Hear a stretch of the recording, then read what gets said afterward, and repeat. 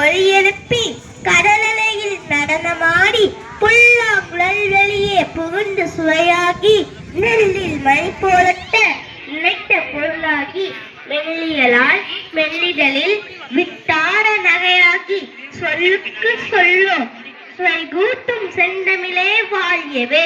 அங்கே சிந்தி வரும் மைத்துளியில் என்னை கூட சிந்து பாட வைத்த வேண்டமிலே வாழியவே.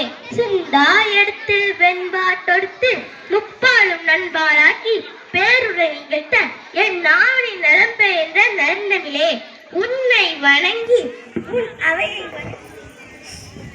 அவையை வணங்கி என் உரையை தொடங்குகிறேன். என் பெயர் வீர் கிருஷ்ணகிரி. நான் கலைவாணி மல்லையர் மற்றும் துவக்கப்பள்ளியில் 4ஆம் வகுப்பு பயில்கிறேன்.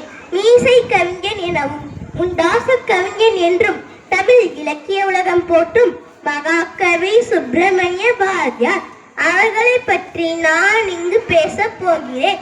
அவருக்கு கவிதை என்ற வானம் வசப்பட்ட கடையை பற்றி நாம் இங்கு தெரிந்து கொள்வோம்.